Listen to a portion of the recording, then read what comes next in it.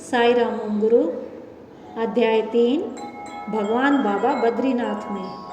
भगवान श्री सत्य साई बाबा इस सृष्टि के कण कण में विद्यमान है, या फिर ऐसे भी कहा जा सकता है कि सृष्टि का कण कण भगवान श्री सत्य साई बाबा से है। भिन्न भिन्न धर्मों तथा स्थानों पर भगवान बाबा भिन्न भिन्न रूपों में रहते हैं।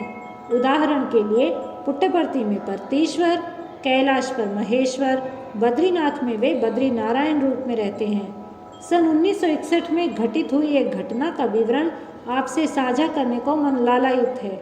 उस समय उत्तर प्रदेश के राज्यपाल श्री रामकृष्ण राव थे। उन्होंने भगवान बाबा की इच्छा से बाबा की बद्रीनाथ यात्रा की पूरी व्यवस्था की थी। बाबा परती से दिल्ली आए और 4 दिन वहीं पर रुके। उन्होंने अपने साथ आए श्रद्धालुओं को बद्रीनाथ के बारे में अनेक ऐसी अज्ञात बातें बताईं जिनके बारे में किसी को भी पता नहीं था। जैसे श्री आदि शंकराचार्य कैलाश पर्वत से 5 शिवलिंग लाए थे। उनमें से एक बद्रीनाथ में तथा बाकी 4 जगन्नाथपुरी, द्वारका, श्रृंगेरी मठ व चिदम्बरम में स्थापित कर दिए। शिवलिंगों की स्थापना के बारे में किसी को भी कोई जानकारी नहीं थी। भगवान बाबा ने ही सर्वप्रथम सबके सामने इस रहस्य को उजागर किया। दिल्ली से भगवान बाबा अपने श्रद्धालुओं के साथ ब्रह्मकुंड, श्रीनगर, जोशीमठ के मार्ग से बद्रीनाथ जा रहे थे। रास्ते में वे कण्व नामक आश्रम में ठहरे। वह स्थान अलकनंदा तथा मंदाकिनी नदी का संगम स्थल है। भगवान बाबा के साथ आए सारे भक्तों को उस पवित्र संगम में स्नान करने का सौभाग्य प्राप्त हुआ। उसके पश्चात उन्होंने आगे का लगभग 30 किलोमीटर का रास्ता पैदल चलकर पूर्ण किया। अगले दिन प्रातःकाल वे बद्रीनाथ मंदिर गए। वहां जाकर मंदिर को नवशक्ति प्रदान की। जिस समय भगवान बाबा तथा श्रद्धालु मंदिर पहुँचे उस समय नारायण भगवान का अभिषेक चल रहा था। अभिषेक पूर्ण होने के बाद भगवान बाबा ने अपने कर कमलों से नारायण की 3 इंच के आकार की दिव्य मूर्ति प्रकट की। उस मूर्ति के एक हाथ में शंख और दूसरे में गदा थी। तत्पश्चात स्वामी ने 1200 वर्ष पूर्व श्री आदि शंकराचार्य द्वारा स्थापित किए गए नेत्रलिंग को प्रकट किया। वह नेत्रलिंग बद्री नारायण की मूर्ति के नीचे स्थापित था। इस विषय में भी किसी को कोई जानकारी नहीं थी। उस अंडाकार लिंग में ज्ञान नेत्र था। स्वामी ने सबको भजन गाने का निर्देश दिया। भगवान बाबा ने 1000 पंखुड़ियों वाला एक कमल प्रकट किया और उसमें नेत्रलिंग को स्थापित कर दिया।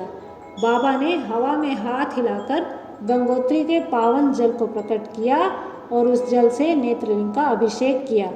उसके बाद उन्होंने 108 स्वर्ण बेलपत्र व द्रोणगिरी पर्वत के द्रोण पुष्प प्रकट कर उनसे नेत्रलिंग की पूजा अर्चना की।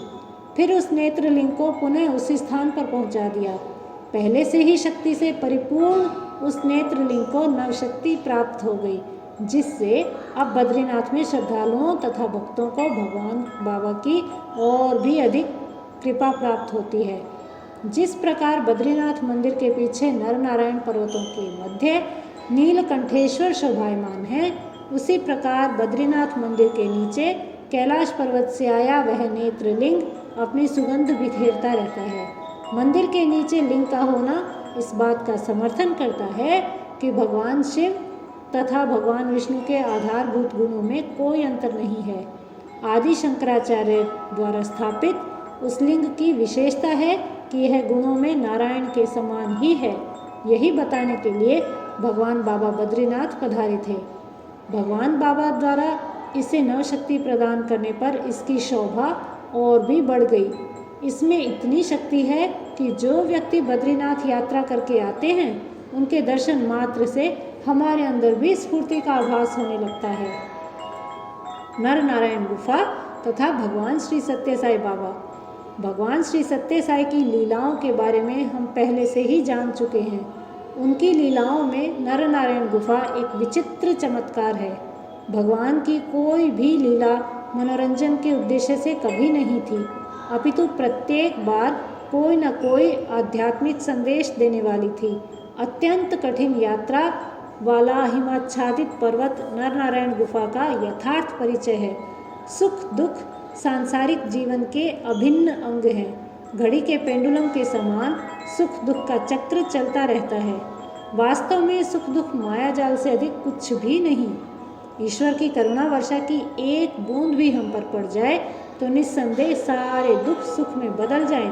इसके लिए सबसे अधिक महत्वपूर्ण है परमात्मा में आस्था के साथ पूर्ण शरणागत होना। यदि भगवान पर पूरा विश्वास हो तो हिमालय पर भी विजय संभव है। भगवान अपनी करुणा वर्षा सब पर सही समय पर सदैव बरसाते रहते हैं। नर नारायण गुफा की यात्रा इस तथ्य को स्पष्ट करती है। भगवान बाबा की असीम लीलाओं को प्रमाणित करने वाले अनेक किस्से हमने देखे और सुने हैं। फिर भी उनके चमत्कारों को लेकर बार बार हमारे मन में प्रश्न उठते रहते हैं। न केवल सामान्य लोगों को वरन उनके भक्तजनों को भी बाबा के चमत्कारों के बारे में संदेह हो जाता है। इसका कारण ऐसे लोगों की बुद्धिहीनता तथा शरणागति की भावना में कमी होना है। प्रभु का नर नारायण अवतार ऐसी ही लीलाओं में से एक है। उच्च कोटि की साधना तथा निर्मल गुणों से परिपूर्ण भगवान श्री सत्य साई बाबा ने अपने मनुष्य जीवन यात्रा को सहज रूप से पूर्ण कर दिखाया। जो व्यक्ति इस समाज की शुद्ध मन से सेवा करता है वह सदैव भगवान की कृपा दृष्टि का पात्र बना रहता है। जो व्यक्ति श्रद्धा, भक्ति, विनम्रता तथा पूर्ण शरणागति की भावना रखता है उस पर भगवान की कृपा अवश्य ही बनी रहती है। नर नारायण आश्रम के बारे में पूरी जानकारी पढ़ने वाले व्यक्ति में ये चारों गुण श्रद्धा, भक्ति, विनम्रता तथा पूर्ण शरणागति होने आवश्यक हैं। केवल तभी विभिन्न संदेहों तथा सांसारिक माया जाल से निकलकर प्रभु की महिमा का पूर्ण आनंद पाया जा सकता है। धन्यवाद। जय साई राम।